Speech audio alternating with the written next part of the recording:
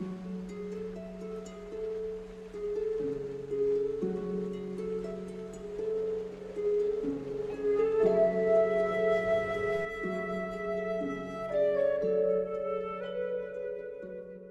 everyone, and welcome back to Kroof Gaming. Today, we're going to be covering a Guardian healing slash support slash tank build that I have created, and I just want to put this as a blanket statement in bold prints across the screen. This is not a meta build. This isn't by no means reaching to be a meta build. This is more just fun because this is a spare character I have who happens to be a Guardian, and I love Guardian, and I play so much Guardian, and I wanted to try something different with this character, and I ended up going with a tanking support Guardian, and it's been going fairly well actually. I've been going through some meta events and have done a couple fractals, and also did like one PvP match, and it's good. It's got some pretty strong heals and the tankiness. And with the toughness, as you can see on screen right now, I almost have 2,000 toughness. So that's a lot of toughness. When I try to be a tank, I am not a tank. I am the tank. So just as a blanket statement, not a meta build, just something for fun and more build crafting, not endgame build crafting. So let's jump right into this build. So my equipment that I have decided to take is full cleric's gear. I do have ascended staff and ascended pants. This character is by no means ascended out and done yet. Her accessories I still need to figure out, but for the most part I got her weapons and her actual armor down. And it's full clerics because you want to get that healing and you want to get that toughness, and the extra power is nice. I had some Condi gear and I was like, what am I even doing? Like, this is not okay. So I had to switch it to Clerics, and Clerics does pretty well, especially in the healing department. So Clerics gear, and the rune I'm running is Rune of Water. I could also be running Rune of Monk, but I decided to try out the Rune of Water, mostly for the boon duration and extra healing. And just like AoE healing, 50%, like whenever you use a heal skill, you can actually like splash out some healing as well. This does focus a little bit more on AoE healing and trying to get as much healing as possible. I have not figured out what sigils I want to run yet. Stay tuned. I might run something like Rune or Sigil of like Benevolence. I don't know if that's even a thing. That might be that might be a rune, that might not be a sigil. But for so I covered the equipment and the weapons. And for the accessories, I'm trying to go for toughness and healing power. I do have some toughness. This one is power precision toughness, which I guess is okay, but I kind of want to switch it out for a cleric ascended, but this is what I have so far. This is condition damage, precision power. I need to change that. As I said before, her trinkets and her accessories are not figured out yet, so I do apologize. This is just an exotic power, toughness, vitality, and this is a Quetzal Crest toughness, vitality, healing power, which is more along the lines of something that I would like. So just for a warning, I do apologize for that. This is kind of just like been put together because I love this build so much that I quickly just did it. So try to aim for the cleric stuff. So now I've covered the actual gear that I decided to check out and use. Let's move over to the specializations. We're going to be taking virtues, valor, and honor. Yay. And no Dragon Hunter. You probably could use Dragon Hunter and argue that it could be better in some ways with the bigger shield and just the F2. They replaced F2 with an AoE heal, a very large AoE heal, and fairly short cooldown as well. But this is what I'm using right now, and also because I don't have Dragon Hunter on this character yet. Sorry. So I've actually just decided to use the core vanilla specializations, and I'm having a lot of fun with it. So that's a lot of people forget to have fun with builds, and I'm having a lot of fun with this one. So with the virtues, I am taking Master of Consecrations because I am using 2 consecrations, and I'll get into that a little bit later. Master Consecrations Virtuous Solace, which just creates a little sanctuary bubble once you reach 25% health, just for extra protection. You could also use Absolute Resolution, mainly because you will also be taking, for your final trait in this line, Battle Presence, which gives Virtue of Resolve's passive effect to allies. So you could take this one, but I'm taking this just more for tankiness and self-sustain. Sometimes I do play around with Absolute Resolution. So pick and choose what you want for certain scenarios. Good thing with this build is also you do have some flexibility with your choices. Next trait line is Valor. First one we're taking is Smiter's Boon. I'm just taking this for a Condi cleanse. If I ever have Condis and I need to cleanse it, mostly because I don't have a lot of Condi cleanse. I really only have Virtue of Resolve, and that's pretty much it. So this extra Condi cleanse will be nice. Though in PvE, there isn't too much Condi, so you don't really need to worry about too much. Just saying, if it ever happens. Next, I am taking Stalwart Defender. Gain additional toughness while wielding a shield, and also your shield abilities have a reduced cooldown. And I tend to camp in shield or mace shield quite often because it does provide really large healing. So with the extra reduced recharge, the fifth skill is very, very strong. You could also argue, as again, you can argue strength in numbers, because just giving everyone else some more toughness, keeping them alive. And hey, even communal defenses. Grant Aegis to allies when you block an attack. Even that one's pretty good. But I have decided to go with Stalwart Defender, just for my personal toughness, and also the reduced recharge. Finally, I'm taking Altruistic Healing, applying applying a boon to allies heals you. Not a lot of healing, healing at all, but it is something. And because I am not running a full shout build, it's not maxed out at what it could possibly be, but I'm taking it nonetheless. Monk's Focus, if you are using a meditation skill, and you decide to take meditation skills, you can of course take that. This could go very well with Smiter's Boon, but because I don't tend to use my healing skill too often, I don't see much use out of this. It could be a thing, could definitely be a thing. I can definitely see someone taking it, totally understand if you do. And Retributive Armor, gain toughness for a period of time when blocking an attack, gain ferocity based on your toughness, could be a thing. Tyrier just started, we're gonna be doing that in a second. And finally, for Honor, this is the big trait line where a lot of your support is coming from. Honor is really, really nice, but I do think there are some things a little iffy about it. Some things that could be tweaked, and I might get into that a little bit later. But for Honor, I'm taking Protector for Reviver for faster revives and that bubble, that knockback. Pure of Heart for Aegis. Someone gets Aegis. If you get Aegis, it breaks, you heal.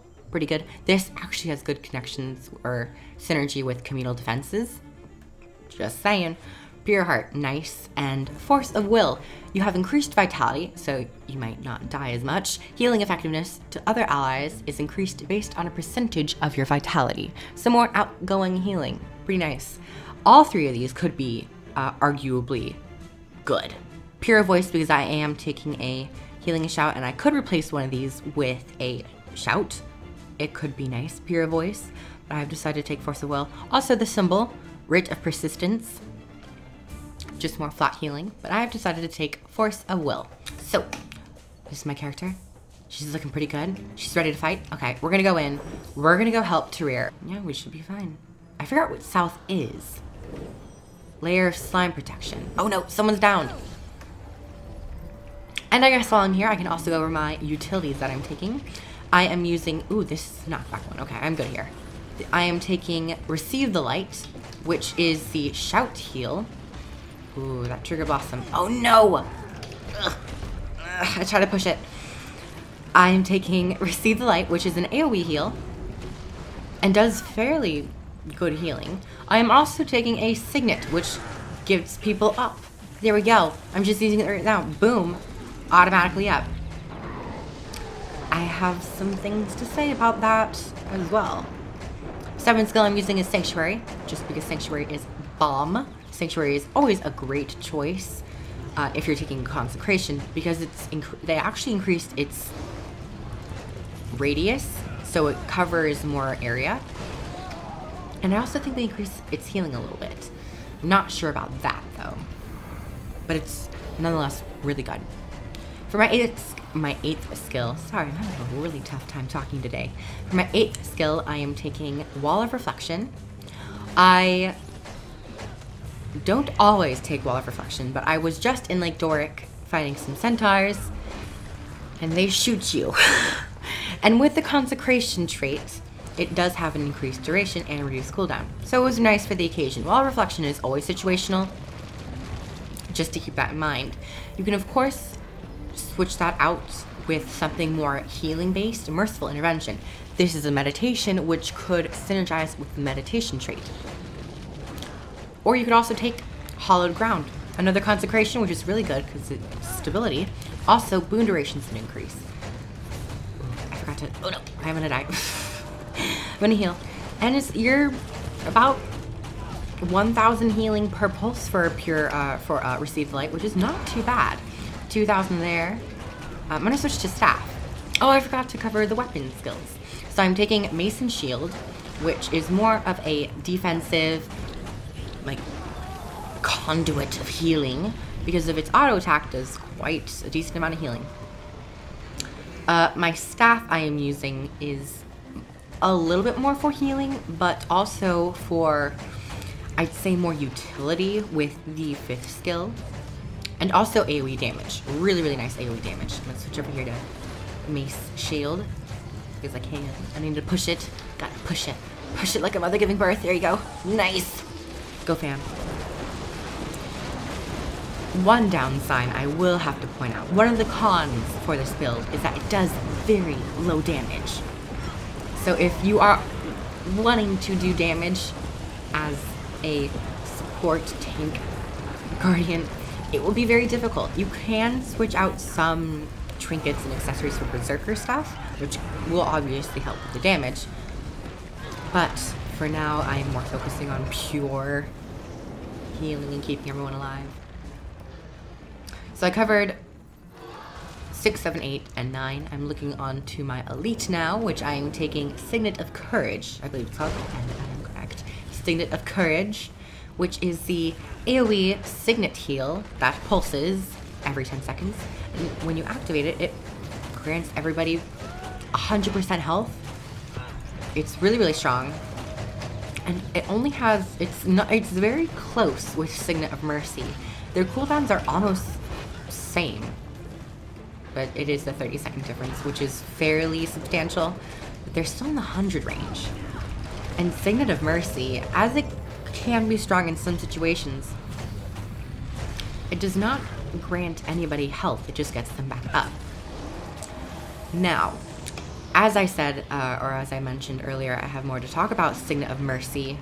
I have suggestions to make about all revive category skills, especially for the utility skills. Ooh, that was rough.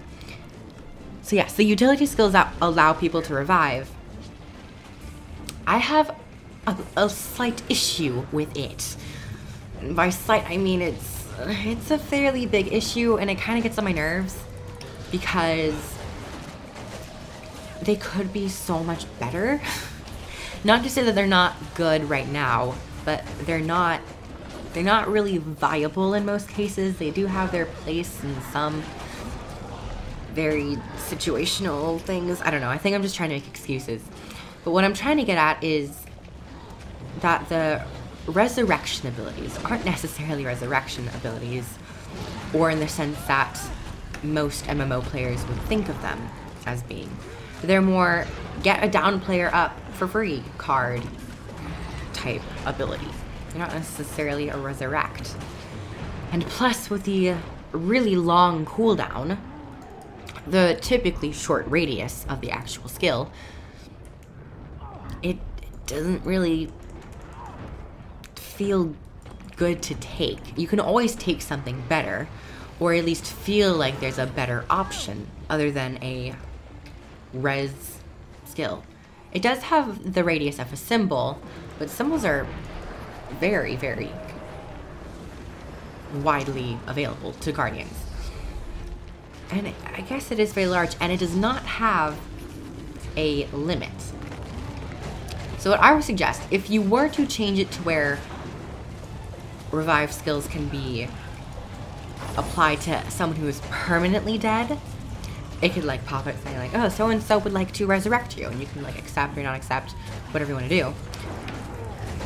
What I would do to make it a little bit more in line is maybe increase the cooldown by 10 seconds, but also put a cap on how many people can be affected by it. At least for the Guardian one, it doesn't say that there's a limit. If there is a limit, I do not know about it. It seems like there always should be a limit to Guild Wars 2 skills, but maybe if it's, let's say the limit right now is 5, to tone it down to 3. Because very rarely do you have multiple people stacking up on top of each other. Oh, hi. That was nice. Very rarely do you have 5, 10 corpses stacked on top of each other. If so, people would wish you have a res skill, because that would be just so beneficial to everybody. But just some shower thoughts going on in my mind. So basically what I would like to see happen to res skills is make them revive a permanently dead player and put a cap to them so it doesn't become overpowered. We're almost done. So close. Guys, I really do love Auric Basin. I think Auric Basin was my favorite, and still is, my favorite map that they introduced in Heart of Thorns. I don't know, it's just something about it. Something about it that's so, ooh, that was a good push. Got him right out of the way. There's something so magical about it.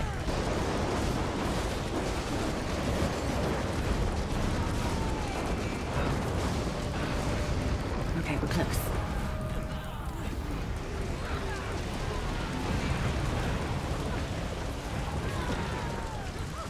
And symbol. There we go. 10%, come on, push it. We got this.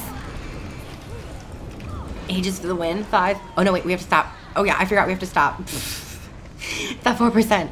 The others have to be ready. I always forget about this one. I have not done this one in so long. Ugh. When you really don't partake in something, you lose your knowledge. Go. Push it. Oh. I think it's automatically moving towards it. Yeah, it's very slow though. Ooh, gotta heal. Yeah, 7,000 healing, not too bad.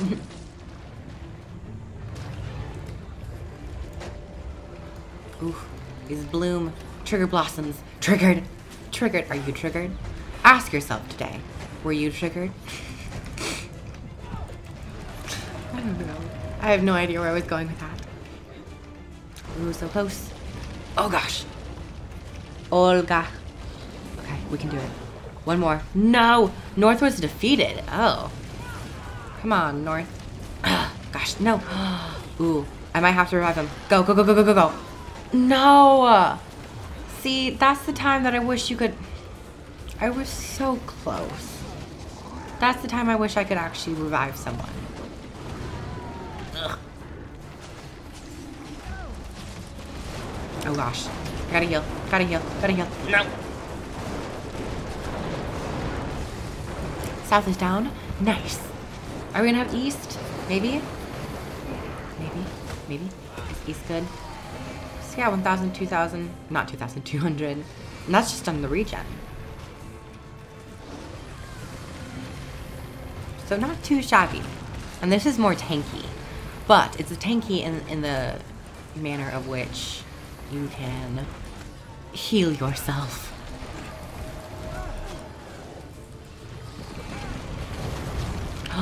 Saving the City of Gold. Participate in 25 successful retakes of Trier. Oh, nice. Awesome. I had no idea I had to get that achievement still. So yeah, this build is not meta. This build is supposed to be just more fun and casual. And something that maybe could be built upon with future spell changes and ability changes and just balancing. And hey, even future specializations. So I hope everybody enjoyed this fun little build. And I had a lot of fun actually making it. It was really fun. So, thank you everyone so much for watching. Subscribe for more content, like the video if you liked it, and comment below what you think about a healing guardian or any other support classes that you might want to see tweaked and have more viability. So until then, thank you everyone so much for coming by, and I'll see you guys in the next video. Bye everyone. Mwah.